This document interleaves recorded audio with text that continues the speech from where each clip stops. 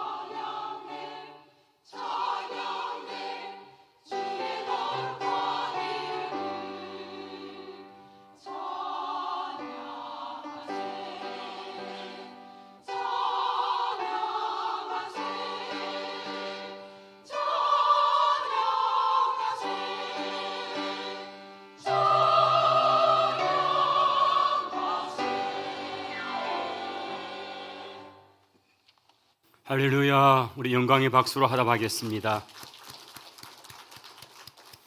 할렐루야 찬양대에 은혜로운 귀한 찬양 감사합니다. 오늘은 2월 12일 2월 둘째 주일입니다. 2부 예배 귀한 자리, 또 현장 예배에 참여하신 우리 귀한 성도들과 또 영상으로 예배 참여하는 귀한 가정들을 위해 하나님의 은혜, 성령의 역사하심이 충만하시기를 기원합니다. 할렐루야. 우리 한번 고백합시다. 예배 성공자가 됩시다. 우리 옆에 계신 분들에게 좀 그렇게 인사합시다. 예배 성공자가 됩시다. 할렐루야. 예배 드림이 기쁨입니다. 오늘 우리가 하나님 앞에 신령과 진정의 예배자로 오늘 귀한 이 시간 하나님이 기쁘게 받으시는 예배의 주인공들이 다 될 수 있기를 바랍니다. 저희들이 사도행전의 말씀을 이달 들어와서 시작을 하고 이제 두 번째 시간을 맞게 됩니다. 오늘은 1장 8절의 이 한 절의 말씀을 가지고 성령의 임하심이라는 제목으로 말씀을 증거하게 되었습니다. 예수님께서 죽은 자 가운데서 부활하셔서 40일 동안 세상 가운데 당신의 살아계신 모습, 부활하신 그 모습을 제자들에게 보였습니다. 제자들과 함께 대화도 나누시고 또 친히 함께 음식을 나누심으로써 주님이 진짜 부활하신 그런 분이신 것을 보여주신 것입니다. 대표적으로 갈릴리에서 제자들에게 찾아오셔서 주님이 손수 불을 피우시고 떡을 준비하시고 또 그들이 잡은 생선을 달라 하시면서 그것을 구워다가 아침 식탁을 마련하셔서 제자들과 함께 나누시던 장면을 우리는 기억합니다. 이것은 주님이 육체로 부활하신 분명한 그 몸인 것을 증거하신 것입니다. 또한 주님이 40일 동안 당신이 부활하신 그 모습을 여러 사람에게 보이시면서 하나님의 나라에 관해서 말씀을 하셨습니다.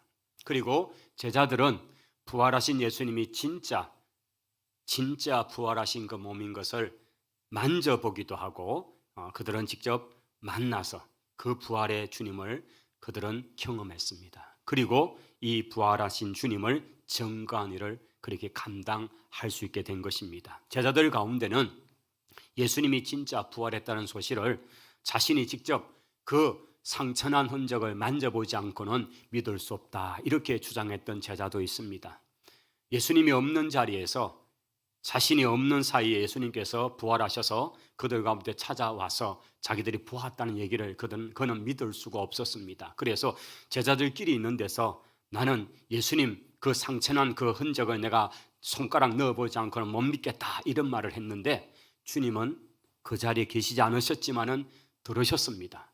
그리고 어느 날 호련히 주님이 그가 있는 자리에 나타나셨고 그를 가리키면서 한번 손 넣어봐라.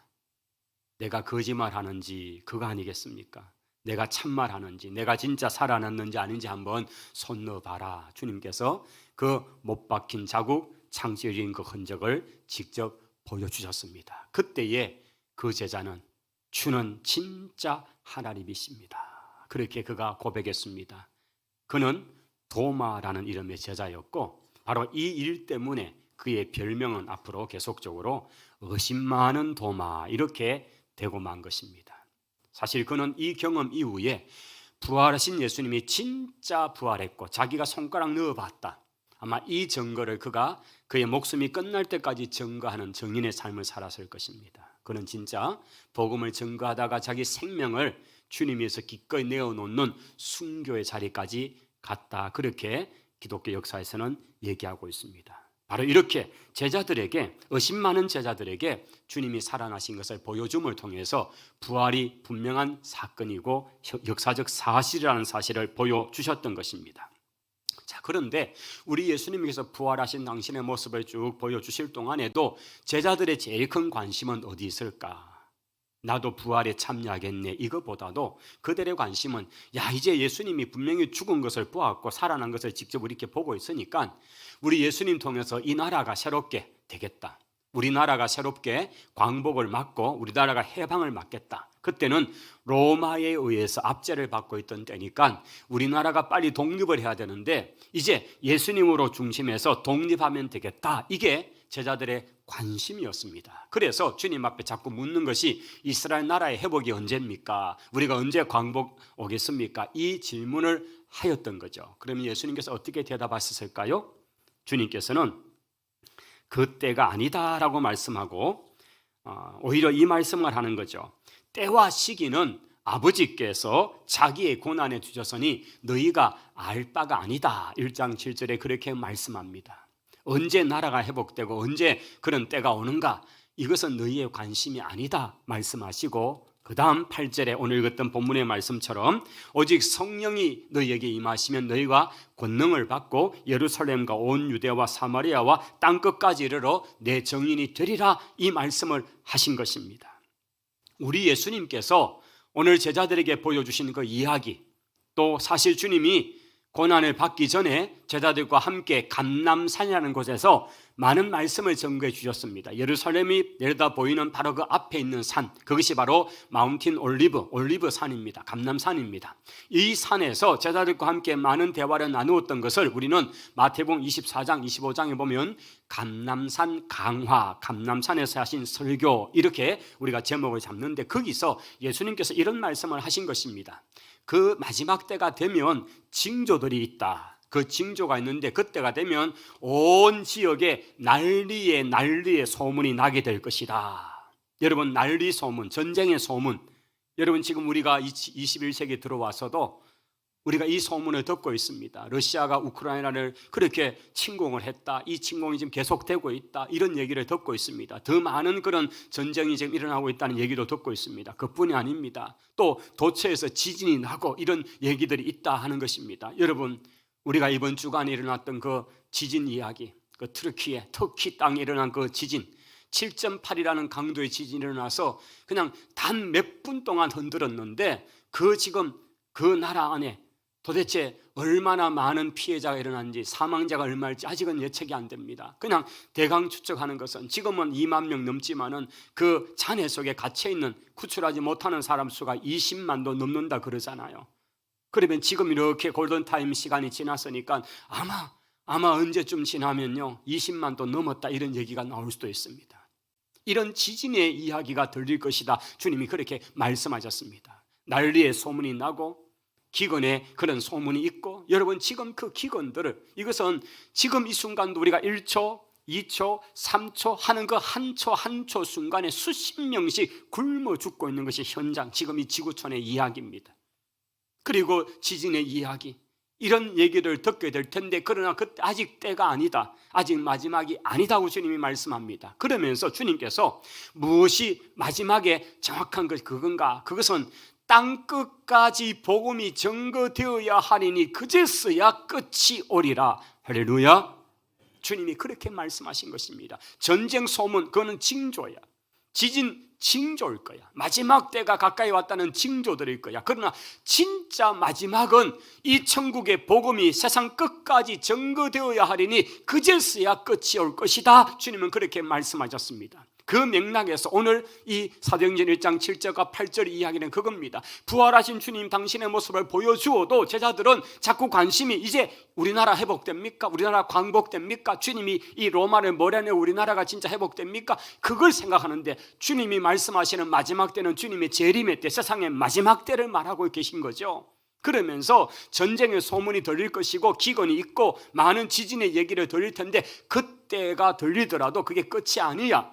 진짜 끝은 하나님의 나라 복음이 세상 끝까지 전부되는 그때가 올 텐데, 그것이 바로 세상의 종말이다 라고 말씀하신 것입니다. 그러므로 오늘 1장 8절의 말씀, 그것이 언젠가에 관심을 갖지 말라, 몇 년, 몇 월, 며칠 이런 주장을 하면 그것은 다 이단이요 가짜들입니다. 그것은 하나님이 정한 날짜입니다. 우리는 거기에 관심을 갖는 것이 아니라 예수님께서 하시는 그 관심은 이스라엘 나라 회복 이전에, 하나님 나라의 땅에 이감이 이전에 먼저 선행되어야 할 것은 천국 복음이 땅끝까지 증거되는데, 그걸 감당하기 위해서 아버지가 보내시고 내가 보내는 한 분이 계신데, 그분이 바로 보혜사 성령님이시다. 성령의 충만함을 받아서 예루살렘과 유대와 사마리아와 땅끝까지 이르러 내 증인이 되어야 할 것이다. 할렐루야. 바로 이것 때문에 성령을 보내시고 우리가 성령의 능력을 입으면 복음의 증인을 살 수 있게 되고, 이 복음의 증인의 삶을 살아서 온 세상 끝까지 복음이 증거되면 그제서야 마지막이 오기 때문이다 라는 것입니다. 그러므로 오늘 이 시대에도 우리는 성령을 갈구하시고 사모하시고 성령을 받으시고, 그리고 성령의 은혜를 덧입고 능력을 덧입어서 정인의 삶을 살아갈 수 있게 되기를 바랍니다. 주님이 이 땅에 교회를 세우시고 성령님을 보내신 이유는 이 땅에 하나님 나라가 그 실현되는 것이 바로 교회를 통해서고, 교회가 이 세상 가운데 참으로 팻만해짐을 통해서 하나님 나라는 구체적으로 실현될 것입니다. 기독교 이 복음, 예수님이 땅에 오셨고 하늘 올라가시고 나서 2000년의 시간이 흘렀습니다. 지난 2000년의 시간 동안에 놀라운 사실 하나는 이 복음을 증거하는 일들이 계속적으로 더 확장되었고, 순교자의 숫자도 더 계속적으로 확장되고 많아졌다는 사실입니다. 우리가 사는 지금 이 대한민국에서 예수 믿는 것 때문에 순교를 당하는 일은 거의 드뭅니다. 거의 드뭅니다. 그렇지만은 이 지구촌 전체를 보면요, 20세기보다 21세기에 더 많은 순교자가 일어나고 있다는 사실입니다. 우리는 피부로 못 느끼지만은 세계 도처에 가면 예수님 이름 때문에 순교를 당하고 죽임을 당하는 성도들이 더 많아지고 있다는 사실입니다. 또 놀라운 사실은 복음은 더 힘있게 확장되고 있다는 사실입니다. 우리 한국 교회는 134, 5년의 역사, 그 기간 동안에 사실은 가장 정점을 안타깝게도 1990년대쯤에 찍었습니다. 1000만에서 1200만 명, 전체 인구의 3분의 1, 한 25%, 30% 채 될까 말까 그 수까지도 간 적이 있습니다. 그러다가 1990년대를 정점으로 지금 서서히 내리막을 타기 시작해서 지금 통계는 약 800만 정도라고 얘기할 정도입니다. 그런데 지구촌 전체를 놓고 보면요, 놀랍게도 이 복음의 전진, 복음이 확장되는 이것은 한 번도 멈추지 않고 더 확장되고 있다는 사실입니다. 우리가 사는 한국 교회가 지금 이렇게 정체 내지는 퇴보할 뿐이지, 그리고 유럽의 교회들이 그럴 뿐이지, 진짜 세계 속에 들어가 보면 이 복음의 현장은 더 확장되어서 예수 믿는 사람의 수가 더 많아지고 있다는 사실입니다. 할렐루야. 오늘 저녁 비행기로 저와 우리 장로님들 몇 분이 함께 세부 땅을 다녀옵니다. 제가 1991년에 처음 전도사 때 우리 학생 청년들을 데리고 가기 시작해서 약 30년 거의 됐잖아요. 제가 그 땅을 다녀올 때마다 30년 동안 느낀 것은 뭐냐면, 그 땅은 예배당만 세워놓으면요, 그리스도의 사랑으로 조금만 그들에게 베풀기 하면요, 얼마나 교회로 모여드는지 모릅니다. 우리 교회가 세웠던 지금 가린교회 같은 것도요, 이미 그 교회에서 한 군데, 두 군데, 세 군데, 이 브런치 처치죠, 개척해서 교회들이 설립되어 있고요, 아이들이 얼마나 많은지 모릅니다. 이번에 가게 되는 덤노구 교회도 여러분 이미 1청원 예배당으로 서고 있는데, 거기도 이미 청년들도 많이 모이고 거기서 바프 사역을 하고 이러면서 많은 아이들이 모이고 하고 있는 사역을 하고 있습니다. 그곳은 아이들이 많고 많아서 그냥 예배당이 세워지면 그냥 전도가 되어지고 아이들이 모여드는 그런 일이 있더라는 겁니다. 여러분, 여러 지역에 가보면 남미도 그렇고요, 여러 곳에 이런 복음의 기적 같은 역사, 확장의 역사가 계속 일어나고 있더라는 것입니다. 그런데 통계를 통해서 보면 이 GNP, GDP가 1인당 국민 소득이 개인 소득이 한 2만 불쯤 넘어가기 시작하면 교회는 정체가 되는 통계. 1년에 소득이 한 2천만 원이 넘어가면요, 그 정도 되고, 그 다음 3만 불이 넘어가면요, 이제는 교회가 마이너스로 내려가는 통계가 나오고, 이게 유럽 교회가 그랬고 미국 교회가 그랬는데 우리 그대로 지금 따라오고 있습니다. 우리 한국 교회가 2,000불이 넘으니까 시작하면 정체가 되려면 3만 불쯤 되니까 이제 거의 3만 불 왔잖아요. 그러니까 교회가 퇴보하는 거예요. 안 나오는 거예요, 교회로. 이제는 자기들 노는 게 많고 자기도 엔조이 하겠다는 거예요. 똑같이 미국 교회를 따라가고 유럽 교회를 따라가고 있는 것이 한국 교회입니다. 이런 곳을 빼놓고 다른 곳에는 대부분 다 교회가 성장하고 발전하고 많은 생명들이 모여드는 역사가 있다는 거죠. 그러니 사도행전의 이야기는 계속적으로 진행되고 있고 하나님의 역사는 계속적으로 확장되고 있고 하나님 나라는 확장되고 있는 줄을 믿습니다. 그래서 우리가 기도해야 되겠어. 하나님, 이 성령의 불이 우리를 지나가지 마시고 우리 가운데 역사해 주시옵소서. 할렐루야. 여러분, 꼭 50년 전 1973년에 여의도, 그것은 비행장이었습니다. 거기서 100만 명의 성도들이 모여서 여러 날 동안에 거기 빌리그람 목사님 강사로 오셔가지고 간절히 기도하고 비가 비를 맞으며 그렇게 집회했던 100만 명씩 모여서 하나님께 부르짖었던 그 현장, 그게 바로 50년 전입니다. 올해 7월 달에 그의 아들, 빌리그람 목사님의 아들 목사님도 아주 부흥사거든요. 그분을 모시고 이제 또 그 집회가 다시 한번 리바이벌 한번 한다 그럽니다. 여러분, 그런데 50년 전에 우리 한국 땅에 강타했던 성령의 강력한 역사가 오늘 지금 우리 한국교회가 힘을 많이 잃은 가운데 있지만 우리가 그 성령님, 우리를 사모하는 우리 그 성령님 우리 가운데 오셔서 우리에게 다시 한번 성령의 충만한 은혜를 허락해 주시기를 구합니다. 자, 그러면 오늘 말씀은 이제 제가 다음 주일이 2장 오순절 성령 강림절의 사건을 제가 선포할 텐데, 오늘은 그 일을 위해서 주님께서 너희는 떠나지 말고 기다려라, 예루살렘을 떠나지 말고 기다려라, 그리하면 성령이 오셔서 예루살렘과 온 유대와 사마리아 왔던 것까지로 정인이 될 텐데, 이것을 사도행전 전체가 어떻게 보여주는지 지난 시간과 이어서 오늘은 사도행전 전체 그림을 보여줄 겁니다. 4번 기록되어 있는 4차례 기록된 성령 강림의 사건을 중심해서 말씀을 전가할 것입니다. 먼저 2장을 한번 펼쳐보십시다. 오늘 여러분 가지고 있는 성경을 좀 따라서 와주셔야 됩니다. 2장입니다. 2장 1절이 시작되면 오순절 날이 이미 이름에 그들이 다 같이 한 곳에 모여 있는데 호련히 하늘로부터 급하고 강한 바람 같은 소리가 있어 그들이 앉은 온 집에 가득하여 마치 불의 혀처럼 갈라지는 것이 저들 가운데 보이거늘 그들이 다 성령의 충만하심을 받고 성령의 말하게 하심을 따라서 말하기를 시작하더라. 다른 언어들로 말하기를 시작했다라고 되어 있습니다. 이것이 바로 역사적인 성령의 강림 사건인 오순절 성령 강림 사건입니다. 이 부분은 제가 다음 주일 말씀이기 때문에 일단 두고, 자, 이제 그들이 기다리는 성령을 맡게 된 것입니다. 근데 이 시기가 언제냐? 오순절 날에 임했다는 것입니다. 오순절의 절기는 6월절을 계산해서 오순절, 50일째 되는 날이 오순절입니다. 우리 예수님께서 십자가에 죽으신 것은 그냥 아무 날이 아니고 구약의 6월절 그 기간에 맞추어서 6월절 어린 양으로 주님께서 십자가에 죽으신 것입니다. 우리가 레위기를 우리가 지난해 한 해 보면서 기억하시죠? 이스라엘 백성들이 애굽에서 이제 드디어 출애굽을 할 그때에 1월 14일 날 저녁에 이스라엘 온 백성들에게 말씀하시기를 각자 각 가족의 수대로 양을 잡아다가 그 피를 문설주에 피를 발라놓으라는 겁니다. 그러면 그 밤 사이에 지나가는 여호와의 사자, 죽음의 사자가 그 피를 보고 그 집은 면제해 준다, 유월한다, 넘어간다. 이게 6월절입니다. 그리고 그 밤이 지난 1월 15일 날 그들은 출발을 합니다. 그리고 3월 첫째 된다는 날에 시내산에 도착했습니다. 그리고 나서 한 3일간 그들이 옷을 씻고 정결의식을 하고 그 다음에 모세가 시내산에 올라가서 율법을 받습니다. 그날이 오순절이라고 유대인들은 말합니다.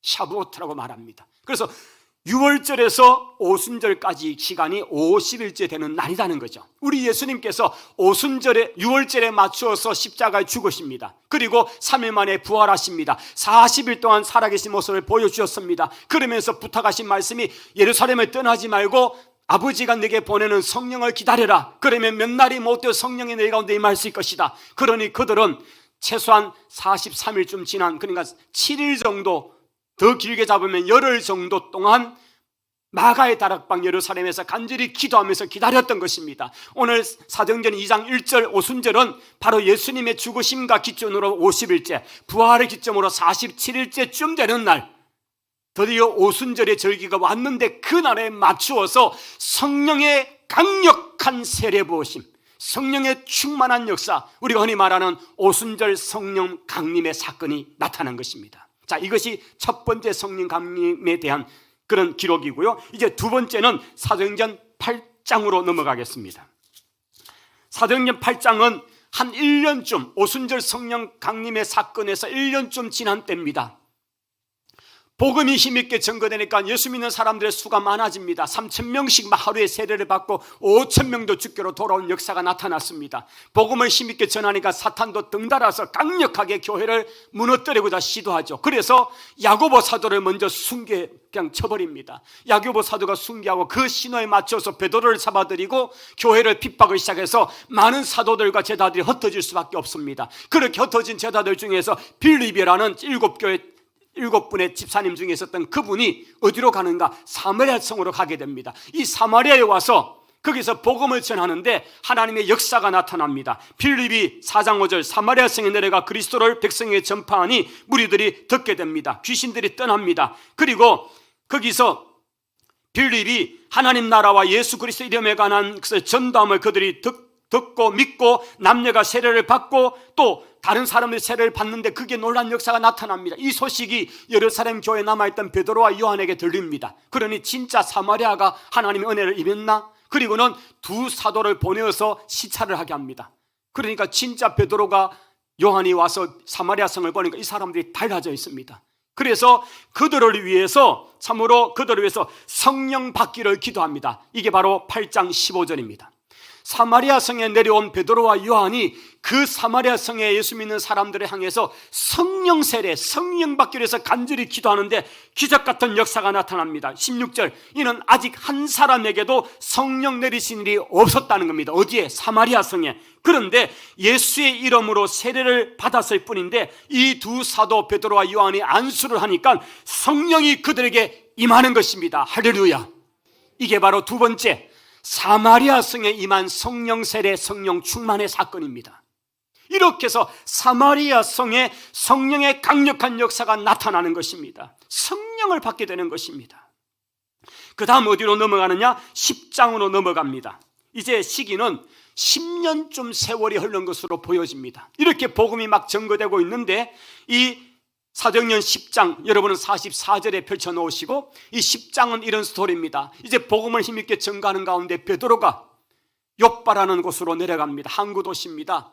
욥바는 구약에는 요나가 거기서 배 타고 다시스로 도망가려고 했던 그 항구 도시죠.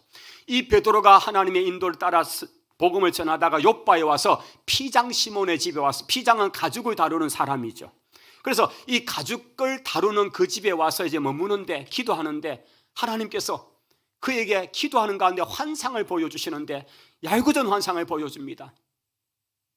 갑자기 하늘에서부터 보자기에 산 것이 쑥 내려오는데 분명히 하늘에서 내려왔던 하나님이 보여주시는 건데 거기에 보자기 속에 담겨있는 그런 짐승들이, 이거는 보면 구약의 레위기법에서 이거는 부정해서 먹으면 안 되는 음식 그런 거예요. 그런 짐승들이 안에 막 있는데 보니까 너무 끔찍한 거예요. 어이구, 저거는 먹으면 안 되는데, 저거는 부정한 건데, 이렇게 여기는데 하늘의 음성이 베드로야 잡아먹어라. 깜짝 놀랍니다. 자기는 평생 유대인의 코셔법에 따라서, 정결의식에 따라서 먹을 것과 못 먹을 것을 분명히 구별하고 살았는데 저 부정한 음식을 먹으라니까 주님, 저는 안 먹습니다. 저는 절대로 부정한 걸 안 먹습니다. 잡아먹어라. 세 번째, 내가 정하다고 했는데 네가 왜 부정하다고 하느냐. 그렇게 환상이 끝이 납니다. 너무 마음이 찜찜하고 이상합니다. 도대체 하나님이 무슨 말씀을 하시려고 내게 이런 이상한 걸 보여주실까라고 생각하는 그때에 누군가 문을 두드립니다. 문을 열어보니까 저 가이사라, 하룻길 가야 되는 그 가이사라에서 거기서 근무하는 로마의 백부장, 군대 100명의 수하를 데린 그 장교의 그 집의 하솔들 두 사람이 집에 찾아온 겁니다. 당신들 누구냐니까 저희들은 이렇게 여차해서 가이사랴에 저희 주인이 보냈었습니다. 제발 좀 준비하셔서 저희와 함께 우리 어르신을 뵈러 가십시다. 간청을 합니다. 베드로가 이게 뭔가 그 보았던 환상과 연결이 됩니다. 그리고는 이제 이동을 해서 갑니다. 드디어 고넬료의 집에 도착합니다. 가이사랴 고넬료의 집에 도착했습니다. 고넬료는 어떤 사람인지 여러분 10장에 보면 이렇게 기록됩니다. 가이사랴에 가면 고넬료라는 사람이 있는데 이탈리아 부대의 군대의 백부장이라. 그가 경건하여서 온 지방과 더불어 하나님을 경외하고 백성을 많이 구제하고 하나님께 항상 기도하는 사람이다. 여러분, 이 사람은 이방인이에요. 로마의 군대 장교예요. 그런데 이 사람이 여호와 하나님을 경외하고 있고 하나님 앞에 항상 기도하는 사람이고 또 자기가 파견된 그 지방에 있는, 즉 지금 속국으로 있는 이스라엘 사람들에게 구제를 많이 하는 그런 사람이다. 그래서 경건한 사람이다 라고 그렇게 된 거죠. 이분이 보통 사람이 아닌 걸 들어보니까. 그런데 3절에 보시면 자신도 기도하고 있는데 제9시 기도 시간에 하나님의 사자 천사가 자기에게 쑥 다가오시더니만은 벌벌 떨고 있는 고넬에게 두려워하지 말아라. 너의 기도와 구제가 하나님 앞에 상달되어 기억하신 바가 되었다. 할렐루야. 여러분, 여기 한번 주목해 보십시오. 우리가 성경을 읽다가도 이런 구절은요 가만히 두면 안 됩니다. 줄을 꺾고 꼬리표 땡땡하고요 그냥 이 구절은 확 입에 잡아다 잡사야 됩니다. 무슨 의미인지 아시겠죠? 하나님께서 어떤 기도를 받으시고 하나님은 어떤 사람을 기뻐하시는가. 여러분, 항상 기도하는 그 기도, 아마 골방에서 남몰래 했던 그 기도를 하나님이 들으시더라는 거예요. 할렐루야. 그 다음에 하나님 앞에 참으로 가난한 사람에서 구제했던 거를 하나님께서 들으셨다는 거예요. 상달하셨다는 거예요. 기억했다는 거예요. 할렐루야. 이게 바로 하늘의 보화를 쌓는 것인 줄을 믿습니다. 여러분, 우리 인생이 이 땅에서 사람들은 잘 기억해 주는데 천국 가서 하나님 네 누구? 이러면 그 인생은 끝입니다. 그런데 사람은 몰라줘도 하나님이 기억하시고 하나님이 상달하시는 그 인생, 내가 너희를 안다. 네가 어떻게 부르셨는지, 네가 한 그 구제를 내가 안다. 여러분, 이런 사람, 이게 바로 지혜로운 성도입니다. 이 땅에서 하늘나라 미리 상급을 저축하는 성도들이 되시기를 바랍니다. 이 고넬료가 그런 경건의 삶을 산 걸 하나님이 기억하신 거예요. 그리고는 이 가정을 하나님이 사용하시구나. 그래서 욥바에 가면 시몬의 집에 베드로라는 사도가 있는데 모셔오너라. 그렇게 명령을 하나님께서 주셨고, 이걸 화소들에게 보내가지고 마침 환상 가운데 이상하다 하던 그 베드로가 그 환상이 끝날 쯤에 딱 그 하솔들이 도착해가지고 그 신하들이, 부하들이 와서 베드로를 모시고 이제 드디어 가이사랴에서 만나게 되어서 자기 얘기를 하고 있는 거예요. 그러면서 베드로가 이거는 자기가 그토록 부정하다고 얘기했던 것은 이방인들은 부정하거든요. 자기들 입장에서는 이방인들과 같이 밥을 먹으면 부정을 탄다 해서 절대 먹어 않습니다. 나중에 보십시오. 이방인들과 밥 먹다가 막 도망가고요, 유대인들이 오니까 도망가고, 우리 이방인하고 밥 안 먹은 것처럼 이렇게 이럴 정도로 이방인들에 대해서 부정하다고 여기던 그에게 하나님이 보여주신 것은 내가 정결케 했는데 네가 이방인에게 왜 복음 안 전하니, 이 말과 같은 얘기였잖아요. 그러니까 베드로가 이 고넬료에게 예수님의 안에서 증거를 시작합니다. 그 증거를 하고 나니까 44절 베드로가 이 말을 할 때에 성령이 말씀을 듣는 모든 사람에게 내려오시니, 할렐루야. 여러분, 이방인에게 최초로 임하신 성령의 사건이 바로 가이사랴 고넬료 집에 임한 성령의 강림 사건인 줄을 믿습니다. 바로 여기에 세 번째 성령 강림의 사건이 기록돼야 되는 거예요. 이렇게 해서 고넬료와 이방인들에게 복음이 전거되는 역사가 나타납니다. 이제 23년의 시간이 지납니다. 즉 사도행전 2장의 오순절 성령 강림의 사건으로부터 약 23년이 지난 시간으로 흘러갑니다. 이것은 에베소입니다. 19장으로 갑니다.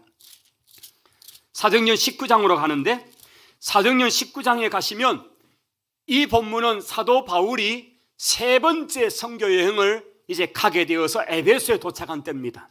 사도 바울은 2차 선교 여행을 할 때 그의 마음으로는 내가 소아시아 땅에 가야 되겠다. 이 소아시아 땅은 지금의 트루키의 터키 땅의 서부, 즉 아시아 지역입니다. 그게 가장 큰 도시가 에베소라는 도시인데, 여기 들어가서 이 가장 큰 도시를 내가 말씀으로 하겠다 하고 그렇게 하는데 하나님이 자꾸 막으시는 거예요. 길이 안 열려요. 그렇게 하다가 트로아에서 환상을 보고 배를 타고 건너간 것이 마게도냐, 그리고 거기에 첫 성인 빌립보에 가서 복음을 전해서 유럽 선교가 시작된 것, 이게 바로 2차 선교 얘기였습니다. 2차 선교 여행이 끝날 때에 고린도에서부터 거꾸로 돌아서 그리고는 에베소까지 잠시 옵니다. 그리고는 내가 지금은 급해서 예루살렘을 갔다가 다시 올 때 에베소에 반드시 오겠다고 얘기하고 떠납니다. 그리고 드디어 에베소로 다시 오는, 이것이 3차 선교가 시작되는 이 얘기입니다. 자, 3차 선교가 시작될 때 바울은 가장 먼저 그가 원했던 바로 그 에베소에서 거의 2년 3년의 시간을 머물면서 복음을 전가하기 시작합니다. 자, 그런데 이 에베소에 와서 복음을 전하는데 이 사람들이 성령에 관해서 알지를 못하는 거예요. 분명히 아볼로를 통해서 복음을 듣긴 들었는데 그들이 아는 것은 세례 요한의 세례밖에 모르는 거예요.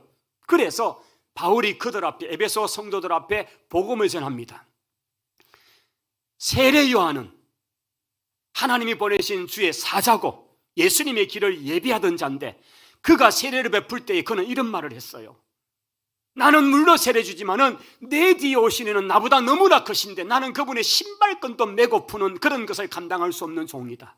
그분이 오시면 너희에게 물로서뿐 아니라 성령의 세례를 주실 것이다, 불세례를 주실 것이다 라고 말씀했고, 바로 세례 요한이 말했던 내 뒤에 오시는 그분이 바로 나사렛 예수 그리스도이시다. 할렐루야. 이 얘기를 한 거예요. 그러면서 예수님에 관한 얘기, 예수님으로 말미암은 세례, 그러자 19장 5절에 보시면 그들이 이 바울의 복음을 듣고 주 예수의 이름으로 세례를 받으니, 할렐루야, 예수 이름의 세례를 받습니다. 그 다음 6절, 바울이 그 에베소 성도들에게 안수를 시작합니다. 그러자 성령이 그들에게 임하시니 방언도 하고 예언도 하니, 할렐루야. 이게 바로 사도행전 2장에 처음 임하였던 성령의 강림 사건과 똑같은 성령께서 이방 땅 에베소 땅에 강타하신 것입니다. 그들에게 방언이 역사가 되어지고 예언이 나타나고, 그러면서 그곳에 성령의 역사가 나타난 것. 이때 에베소의 초창기 성도들 12명이 이런 성령의 세례를 받았더라라고 7절에 기록되어 있는 것입니다. 자, 이게 사도행전 전체 속에서 사실은 성령의 역사는 많습니다만은 크게 네 사건을 기준으로 제가 말씀을 드렸습니다. 자, 우리 주님의 말씀을 다시 한번 기억하십시다. 성령이 오시면 예루살렘과 유대와 사마리아와 땅끝까지, 예루살렘, 사도행전 2장 예루살렘에 임한 그 성령이 사도행전 8장으로 가니까 사마리아 성으로 번져지더니만, 10장으로 가니까 가이사르로 가더니만, 이방인에게 성령이 최초로 역사하시더니 이제는 저 소아시아 에베소로 가셔가지고 거기서 성령의 강력한 역사가 나타나더라는 것입니다. 할렐루야. 그 성령께서 이 사도행전 28장 기록이 끝나고 난 이후에도 역사하시는데 로마를 강타해버립니다. 유럽 땅을 강타해버립니다. 미국 땅을 바꿔놓습니다. 그리고 거기서 온 선교사님들이 우리 이 조선 땅 대한민국에 성령의 바람을 불어주신 것입니다. 그 성령의 역사 세례가 이 땅에 있고 그것이 오늘 우리에게도 나타나 역사하는 줄을 믿습니다. 성도 여러분, 성령을 갈망하십시오. 성령의 세례를 사모하십시오. 성령 충만을 입으시기를 바랍니다. 오늘 그 성령님이 지금도 역사하셔서 우리와 함께 하시기를 원하십니다. 사모하는 심령에게 이 성령의 역사가 나타날 줄을 믿습니다. 오늘 사도행전 이 속에 임한 그 성령, 그 성령님이 오늘 말씀에 있는 한 사람 한 사람 위에 강력하게 역사하셔서 어떤 이는 능력이 나타나고, 어떤 이는 방언을 말하고, 어떤 이는 예언을 하고, 어떤 이는 담대하게 주의 복음을 전가하는 그런 하나님의 사람들로 굳게 서게 되기를 주의 이름으로 축원합니다. 우리 197장 찬송을 부르시면서 헌금을 먼저 드리고 또 함께 찬송을 더 힘차게 하기 원하는 우선 1절 같이 한번 부르시면서 헌금 시작하겠습니다.